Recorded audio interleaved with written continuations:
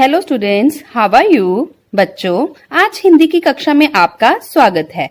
सभी बच्चे अपनी हिंदी की सुरभि पुस्तक, रफ नोटबुक और पेंसिल लेकर बैठ जाएं और ध्यानपूर्वक आज का सेशन अटेंड करें।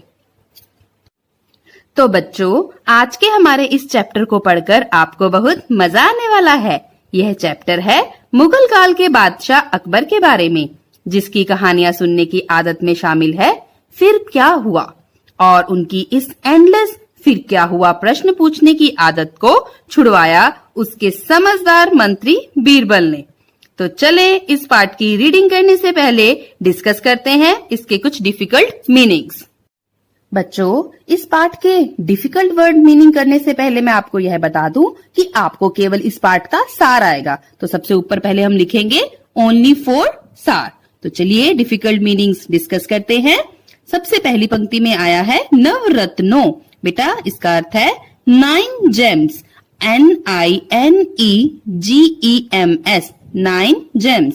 नेक्स्ट है बुद्धि कौशल, intelligence skills, INTELLIGENCE, intelligence skills, SKILLS, skills. Next है प्रत्येक यानी हर, समस्या यानी प्रॉब्लम। नेक्स्ट है विख्यात यानी मशहूर। सबसे लास्ट लाइन में है निदान यानी सॉल्व, SOLVE, सॉल्व। नेक्स्ट है राजवैद्य, शाही हकीम, दवाइयां मेडिसिन्स, MEDICINES, मेडिसिन्स। नेक्स्ट है किस्से कहानियां, स्टोरीज, STORIES। नेक्स्ट है शौक यानी चाव। नेक्स्ट है निश्चय यानी विचार, रोजाना डेली, DAILY। नेक्स्ट है परेशान यानी चिंतित। नेक्स्ट है नियमानुसार यानी according to routine, ACCORDING, TO, routine, RUTINE, according to routine. Next है प्रारंभ यानी स्टार्ट, START। नेक्स्ट है जहांपना यानी बादशाह। नेक्स्ट है झोंपड़ी यानी कॉटेज, COTTAGE। नेक्स्ट है बीहड़ यानी भयंकर। नेक्स्ट है उपजाऊ यानी फर्टाइल, FERTILE। नेक्स्ट है धान यानी चावल, अक्सर यानी ऑफन, OFTEN। नेक्स्ट है अनाज, ग्रेन, GRAIN। नेक्स्ट है मटके यानी मिट्टी का घड़ा। अगली पंक्ति में है छेद यानी होल, HOLE। नेक्स्ट है चोंच यानी बीक, BEAK, बीक। नेक्स्ट है कोशिश यानी प्रयत्न। बेटा, प के पैर में पदेन, य आधा त न, प्रयत्न। नेक्स्ट है 525 यानी 525। नेक्स्ट है एहसास यानी अनुभव। चलिए बच्चे पढ़ते हैं पाठ 4, फिर क्या हुआ। बीरबल अकबर के नवरत्नों में से एक थे। वे अपनी बुद्धि कौशल के लिए विख्यात थे। उनके पास प्रत्येक समस्या का हल था। प्रस्तुत पाठ में भी उनके द्वारा किसी समस्या का निदान हुआ है। आइए पाठ पढ़कर जाने कैसे। तो बच्चों, इस पंक्तियों में आपको पता चला कि बादशाह अकबर के पास 9 समझदार मंत्री थे, जिन्हें इतिहास नवरत्नों के नाम से जानता है। उनमें भी सबसे खास थे बीरबल, जो अपनी अक्लमंदी से हर प्रकार की समस्या का हल ढूंढने के लिए मशहूर थे। इस कहानी में भी उन्होंने बादशाह अकबर की फिर क्या हुआ वाली समस्या का हल निकाला। एक बार बादशाह अकबर बीमार पड़ गए। बीमारी के कारण वे रात रात भर जागते रहते। नींद उनसे कोसों दूर भाग गई थी। राजवैद्य ने कई दवाइयां व उपाय अपना लिए पर कोई लाभ नहीं हुआ। सारी दुनिया रात में सोती और बादशाह अकबर जागते। अकबर को तो वैसे ही किस्से कहानियां सुनने का बड़ा शौक था।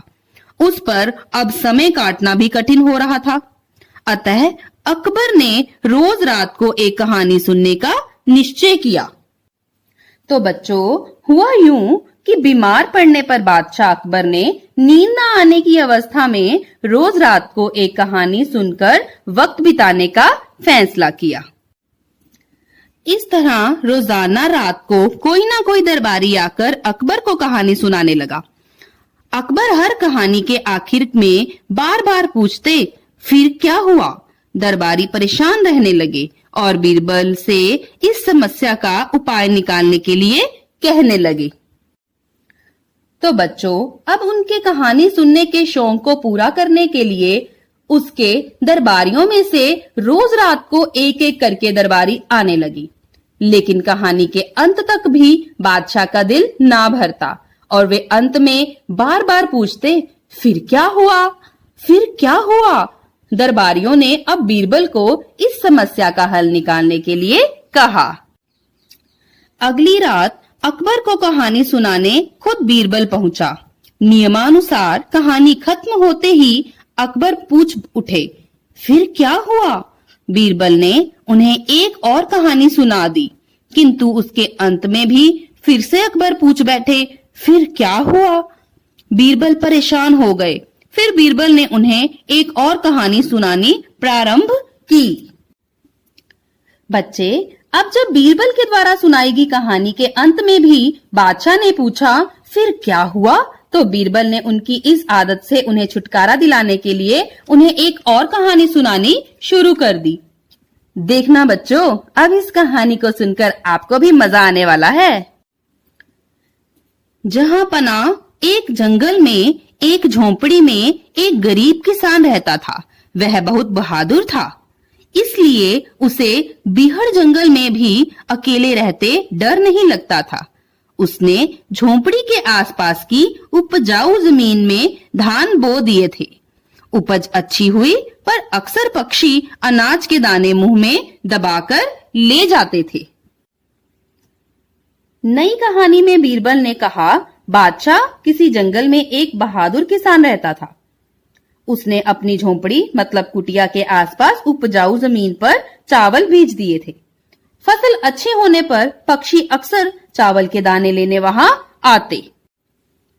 इस समस्या से छुटकारा पाने के लिए किसान ने एक बड़े से मटके में अनाज भरा और उसका मुंह बंद कर दिया। मटके में बाईं तरफ एक छोटा सा छेद कर दिया। अब एक पक्षी आया और छेद के अंदर से अनाज के दाने अपनी चोंच में दबाने की कोशिश करने लगा। फिर क्या हुआ? अकबर ने पूछा। फिर क्या? उसे बहुत कोशिश करनी पड़ी। आखिर में छेद कुछ बड़ा हुआ और उसकी चोंच में एक दाना आ गया। फिर क्या हुआ? तो बच्चों, कहानी आगे बढ़ाते हैं। किसान ने अनाज यानी चावल के दानों को एक बड़े से मटके में डाल दिया और उसकी बाईं साइड पर एक छोटा सा छेद कर दिया, जिससे एक पक्षी आया और एक चावल का दाना चोंच में दबाकर उड़ गया। बादशाह ने फिर अपनी आदत के अनुसार पूछा, फिर क्या हुआ? बच्चों, आगे बढ़ते हैं।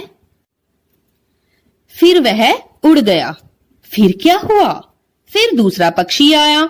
उसने भी बहुत कोशिश की, पर छेद छोटा था। फिर क्या हुआ? फिर काफी प्रयत्न करने के बाद अंत में वह भी दाना लेने में सफल हो गया। फिर क्या हुआ? फिर तीसरा पक्षी आया। वह भी छेद में चोंच डालने की कोशिश करने लगा। हाँ तो बच्चों, आपको भी हंसी आ रही है ना ऐसी रोचक कहानी सुनकर?